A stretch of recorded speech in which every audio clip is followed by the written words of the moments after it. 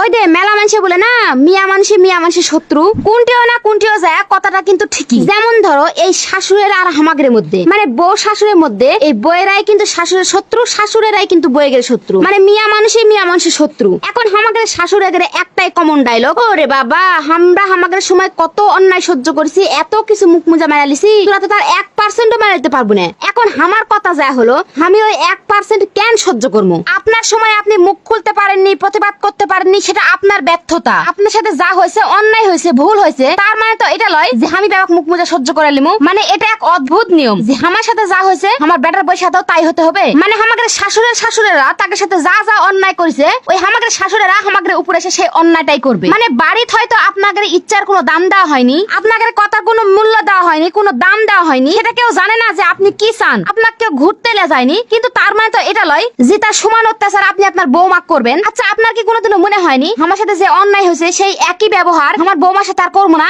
এবারে না ব্যাপারটা পাল্টা দিই, এখনকার বৌমাদের জীবন কাহিনী আনা অন্যরকম। কিন্তু না, আমাদের শাশুড়েরা এটা মানে না। মানে আমাদের শাশুড়ের চিন্তাধারা, তারা যেভাবে চলেছে আমার উপর ঠিক ওইভাবেই চলতে হবে। এটা কি ধরনের অন্যায় ভাই? তারা আমাদের প্রজন্ম সম্পর্কে কি জানে? কিছুই জানে না, কিন্তু না তাও আমাদের জীবনের উপরে সে তারা লাগ গলাবে। আচ্ছা শোনো, এখন আমার কথা হলো কি, আমাদের শাশুড়েরা যা করছে আমরা যেন আমাদের বৌমার সাথে আবার তাই করার চেষ্টা না করি। আমরা ভাববো না যে আমাদের সাথে যা হয়েছে, আমাদের শাশুড়েরা আমাদের উপর যা করেছে আমরাও ঠিক একই ব্যবহার আমাদের বৌমাদের উপর করবো। এটা আমরা কোনোদিনও চাবো না। আমরা সবাই চেষ্টা করবো এখনকার জামানার যেন বউ শাশুড়ের যুদ্ধটা পরের জামানাত না যায়। কারণ আমাকে একটা কথা মনে রাখতে হবে, বউ শাশুড়ের এই যুদ্ধে জয়ী কিন্তু বউ মারাই হয়। তাই আমাদের শিক্ষিত প্রজন্মের উচিত, আমাদের শাশুড়েরা মূর্খ আসলো, তাদের সময় এগুলা লেখাপড়া কিছু আসলো না, এই জন্য তারা হয়তো বোকা বেকুব হয়ে বউ শাশুড়ের মধ্যে যুদ্ধ তৈরি করছে। এই আমরা শিক্ষিত প্রজন্মের লোকেরা কোনোদিনও চাবো না যে পরের প্রজন্ম যে আমাদের বৌমাদের সাথে আমরা যুদ্ধ করবো। কারণ একটা কথা আমার সবসময় মনে রাখতে হবে, বউ শাশুড়ের যুদ্ধে কিন্তু জয়ী বউ মারাই হয়। এজন্য অযথা বুকটা পড়ে যায় যুদ্ধ করতে যায়, হেরে যাওয়ার কোনো প্রয়োজনই নাই। বউ একদিন শাশুড় হবে, শাশুড় একদিন বউ হবে, এটাই দুনিয়ার নিয়ম, এটাই আমাদের প্রজন্ম, এটা আমার মাইনে নিতে হবে। সারা জীবন কেউ কোনোদিনও ক্ষমতা ধরে রাখতে পারে না, ক্ষমতা আমার ত্যাগ করতেই হবে।